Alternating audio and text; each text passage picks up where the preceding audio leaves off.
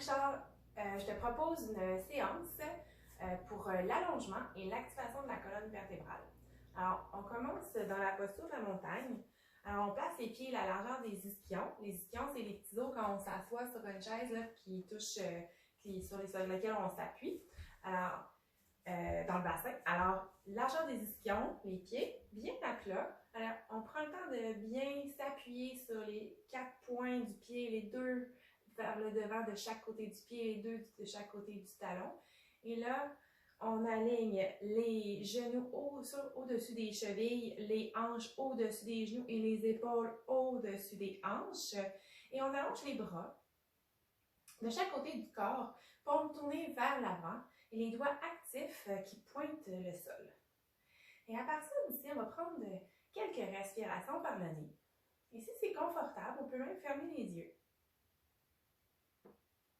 On va prendre ici quelques respirations libres par le nez. Le temps de se déposer.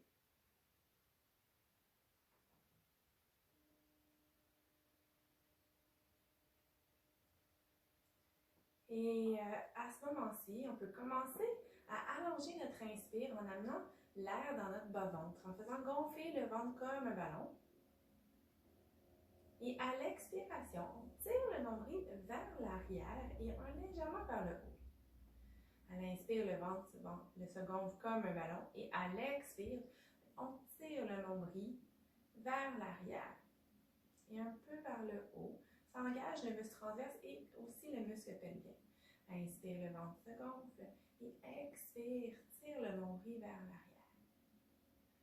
Encore 2 à 3 respirations ici dans notre posture de la montagne.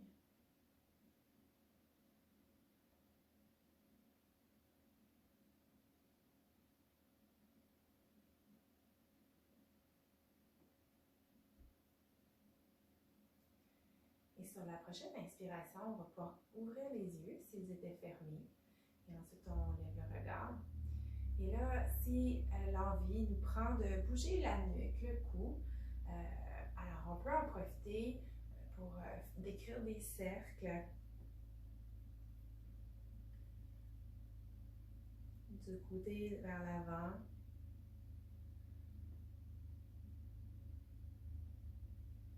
Et peut-être aussi que ce sera bon de rouler les épaules vers l'arrière. Alors, on laisse le corps vraiment aller faire le mouvement qu'il a besoin. Restons à l'écoute. Il n'y a pas de bon ou de mauvais mouvement. C'est vraiment ce qu'on a besoin à ce moment-ci. Ils vont peut-être les bras ici, hein, le palmier. Et en expirant, on peut ramener les bras de chaque côté du corps. Inspire, les bras qui s'allongent. Expire, tire le nombril. Et on ramène les mains, les bras le long du corps. Inspire à nouveau. Expire, tire le nombril et les bras le long du corps. Peut-être une dernière fois. Inspire et expire. Super. Alors, on revient à notre montagne. Une montagne enracinée dans le sol, ancrée. Et à l'inspire, la colonne qui s'allonge du coccyx jusqu'au-dessus de la tête. À l'expiration, on tire le nombril et on relâche les épaules. On éloigne vraiment les épaules loin des oreilles. Les épaules vont relâcher vers l'arrière et vers le bas. Nombril engagé. Alors, les ischions qui pointent le sol. Et là, on va éveiller, activer la base de notre colonne vertébrale. On va faire des petits rebonds en fléchissant les genoux. Alors, je vais me mettre de côté, c'est peut-être plus facile à visualiser. Alors, c'est comme si on se laissait un peu tomber. C'est comme si les jambes nous lâchaient. Alors, on va juste se laisser tomber sur nos jambes et on va se donner un rebond. On va faire un rebond actif. Alors, en expirant, on relâche. Inspire, pousse.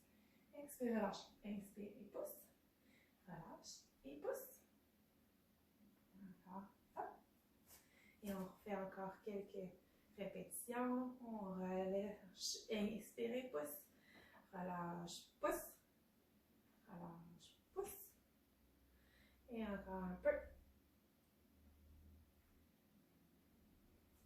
Et encore quelques fois. C'est pas évident nécessairement de relâcher les jambes. Quasiment, il faut se concentrer, c'est normal. Et on revient, peut-être une dernière fois, et on revient à notre posture de la montagne. Donc ici, ça réchauffe, ça éveille, ça énergise toute la base de la colonne vertébrale. En éveillant, donc toute la base, ça nous donne l'énergie peut-être jusque tout au long de la colonne. Et on revient à notre posture de la montagne. Et là, on va aller dans une chaise à l'expiration. On peut amener soit les mains au cœur ou devant. À l'expiration, on va venir s'asseoir sur une chaise imaginaire derrière. On choisit la profondeur. Ça peut être les mains là ou devant. Et à l'inspiration, on revient dans notre posture de la montagne. Alors, en expirant, on vient s'asseoir sur une chaise imaginaire et inspire. On revient dans la posture de la montagne. Expire. Et inspire. Montagne. Expire. Inspire, montagne. Expire. Inspire, montagne. Expire, chaise. Inspire, montagne. Une dernière fois ici dans notre chaise. Et inspire. C'est la dernière fois en dynamique. Et cette fois, on va aller en statique pour une seconde. Alors, posture de la montagne, je vais repartir. Alors, posture de la montagne. Et en expirant, posture de la chaise. Et on reste ici pour l'inspire. Et la prochaine expire. Et à l'inspire, on pousse dans nos jambes pour revenir dans notre posture de la montagne. Inspire ici sur place à nouveau. Et prochaine expire, chaise, pour rester une autre respiration. Et sur la prochaine inspire, on revient posture de la montagne. Et prochaine expire, chaise. Et on va rester ici, peut-être une extra respiration si c'est disponible. Sinon, sur la prochaine inspire, on revient tout de suite à la montagne. Et une dernière respiration. Et prochaine inspire, hop, on remonte. Super. Alors, expire ici sur place pour prendre le temps de ressentir les effets, voir ce qu'il y en est avec nos jambes. Et là, on va aller dans une flexion avant. Alors, reprise de notre posture de la montagne, allongée, bien ancrée. À l'inspire, les bras qui s'élèvent. Et à l'expire, tire le nombril, on fléchit généreusement les genoux et on plonge vers le devant dans la flexion avant. Alors, si jamais c'est moins confortable pour les mains au sol, on peut toujours mettre les mains sur les cuisses ou aussi prendre un bloc ou deux et venir poser les mains sur un bloc ou une couverte, un oreiller, quelque chose qui va nous donner un petit peu plus d'appui élevé. C'est plus confortable et on peut justement fléchir les genoux, laisser l'abdomen se déposer sur les cuisses. Et on laisse la tête aller. On peut même se balancer gauche-droite en amenant les mains au coude, chaque main au coude opposé.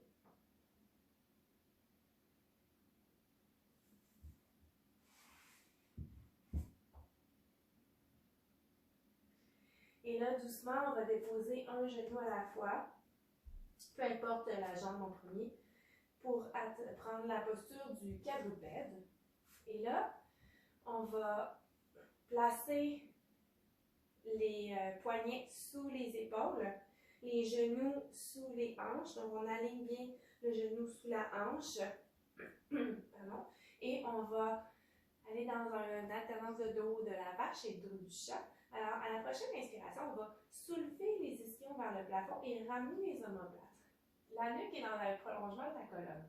À l'expire, les ischions se dirigent vers le sol et on pousse dans le haut de la main, dans les doigts, et on fait de la place entre les deux omoplates. À l'inspire, on revient au dos de la vache. On ramène les ischions vers le plafond, on ramène les omoplates ensemble. À l'expire, dos du chat, on ramène les ischions vers le sol. On crée de l'espace entre les omoplates. Inspire, dos de la vache. Expire, dos du chat. Étire le nombril. Inspire, dos de la vache. Expire, dos du chat. Tire le nombril. Inspire, dos de la vache. Expire, tire le nombril. Et encore une ou deux fois, inspire dans le dos de la vache et expire dans le dos du chat. Inspire, dos de la vache. Expire, dos du chat. Et on revient à un dos neutre. Nombril engagé, les épaules loin des oreilles. Et sur la prochaine expiration, on se ramène les fessiers vers les talons. Et on vient déposer le front sur le tapis pour la posture de l'enfant. Si jamais c'est pas confortable et comme moi, ce serait plus confortable de surélever la tête, on peut prendre un coussin ou une couverte ou un bloc et venir déposer le front sur le bloc. Alors ici, on est dans un enfant actif. On allonge les bras pour que les coudes soient décollés du sol, les doigts loin devant écartés en étoile. Et on va, à l'inspiration, reprendre la posture du quadrupède. On peut laisser le bloc à sa place. On va y revenir. Et en expirant, on tire le nombril, on revient dans la posture de l'enfant. Et on ajuste ici l'allongement des bras. Prochaine inspire, quadrupède.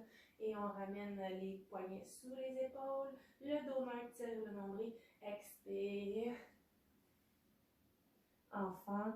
Prochaine inspire, quadrupède. Expire. Enfant. Inspire, quadrupède. Expire, enfant. Et cette fois, on va passer, en inspirant, on va passer par le quadrupède et on va aller jusque dans la demi-planche. Demi-planche, alors on ramène les coudes vers soi un peu, vers l'intérieur, vers l'extérieur, on les ramène vers soi. On met de la pression plus sur le haut de la main, les doigts, pour éviter de mettre de la pression sur les poignets. Les poignets sont sous les épaules et on pousse dans nos mains, on pousse dans nos épaules, on crée de l'espace entre les omoplates. Tire le nombril et on engage tout le gainage, nombril vers l'arrière et légèrement vers le haut. Et comme si on voulait, on fait ramener tous les muscles autour de la colonne vertébrale. Et sur la prochaine expiration, on se ramène à l'enfant. Inspire, demi-planche. Alors, on reprend tout l'engagement du gainage. Expire, enfant. Inspire, demi-planche. Expire, enfant. Inspire, demi-planche. Expire, enfant. Inspire, demi-planche.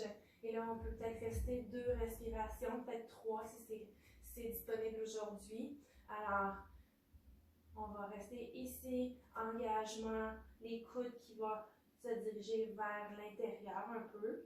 Et on va pousser dans les mains, comme si on voulait un peu soulever le sternum, en fait, créer de la place entre les deux omoplates.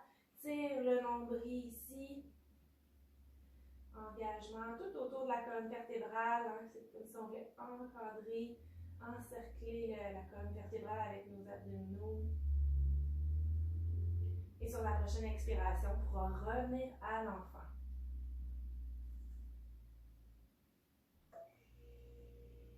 Super. Alors, à partir de l'enfant, on va pousser dans nos mains pour ramener les mains vers nos genoux. Et on se soulève ainsi. On va aller dans un chameau. Alors, avec le chameau, on peut utiliser notamment le bloc pour venir stabiliser et nous aider à stabiliser le bassin. Alors, si on a le bloc pas loin, tu peux le placer ici, comme ça, entre les deux genoux, les deux cuisses. Si le bloc n'est pas disponible, il n'y a pas de problème. Nous, on peut quand même fonctionner sans le bloc. Il s'agit de garder l'alignement des genoux avec les ischions. Okay, donc, pendant la posture, on va essayer de garder cet engagement-là, de ramener les genoux l'un vers l'autre. Alors, dans le chameau, les pieds peuvent être à plat comme ça ou peuvent être retroussés, c'est ce qui est confortable. Si jamais c'est inconfortable pour les genoux, en fait, pour toutes les postures qui sont sur les genoux, si c'est inconfortable, on peut quand même faire le pli avec notre tapis ou mettre une couverte ou une serviette en dessous des genoux. Toujours s'assurer qu'on est confortable et qu'on porte les ajustements nécessaires. Alors, dans le chameau, on aligne les hanches au-dessus des genoux, les épaules au-dessus des hanches et on garde l'engagement des jambes, des cuisses l'une vers l'autre. Et on fait 2 points avec nos mains et on vient les placer dans les petits creux lombaires qu'on a juste ici au bas du dos. Et le chameau, c'est une posture d'ouverture de la cage thoracique. Alors, ce qu'on veut faire, c'est ouvrir le cœur, ouvrir la cage thoracique vers le plafond. Comme ça, on voulait surélever notre cœur vers le plafond. Alors, à l'inspire, on vient pousser le cœur vers le haut. Et à l'expire, on garde cet engagement-là vers le haut.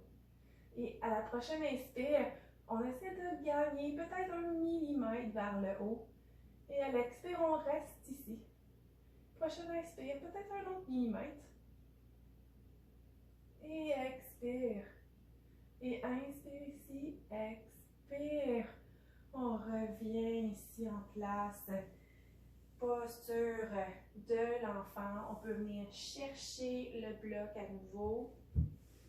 Déposer le front. On peut ouvrir les genoux, déposer le front.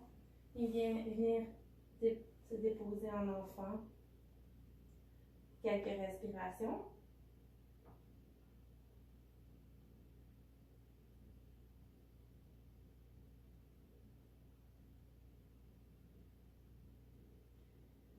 Et à partir de cette posture de l'enfant, on va ramener les mains doucement. On va retirer le bloc. Et on va, à l'inspiration, se soulever et revenir à la posture du quadrupède. Une dernière posture avant la relaxation. Alors, encore là, les poignets sous les épaules et les genoux sous les hanches. Et là, ce qu'on va faire, c'est qu'on va venir faire une torsion. On va aller glisser notre bras droit sous le gauche. On va glisser l'épaule droite au sol, l'extérieur de l'épaule droite, comme ça ici. Alors, si ça, c'est pas confortable, c'est correct, on peut soit mettre une serviette ou une couverte roulée comme ça. Ça peut être les blocs aussi, mais on va faire 2 parce qu'on a besoin de place. Et on vient glisser l'épaule pour surélever un petit peu, pour donner un petit peu plus de place.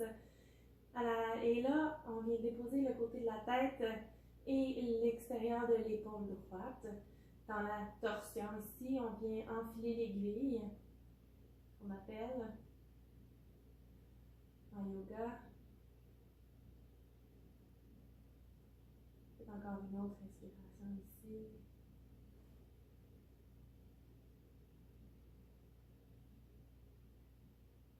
Et sur la prochaine inspire, on va défaire notre posture. Doucement, on retire le bras sous le bras gauche. Et on va inverser la posture. On peut glisser notre accessoire, si accessoire il y avait. Et là, on vient à l'expiration, glisser le bras gauche et l'extérieur se dépose sur la couverte ou le tapis.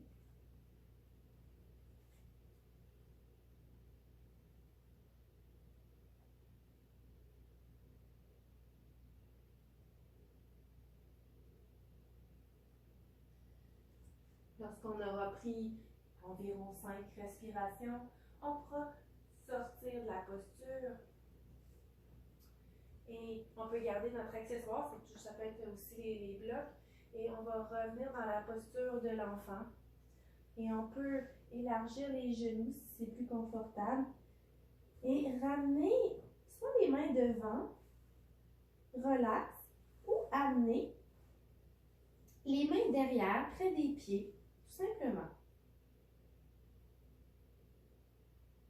Et on va prendre 5 à 10 respirations dans cette posture de l'enfant.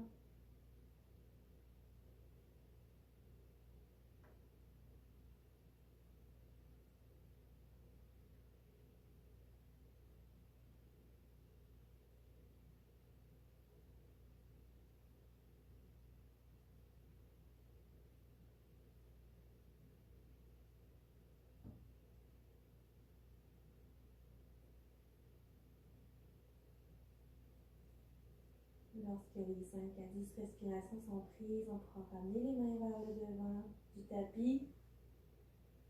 Et en poussant dans nos mains, on va les ramener vers les genoux. Et pour aujourd'hui, notre séance est terminée. Alors, ce qui me reste à dire, c'est Namasté. Merci d'avoir fait la séance. À la prochaine. Yogi Richard. Bye!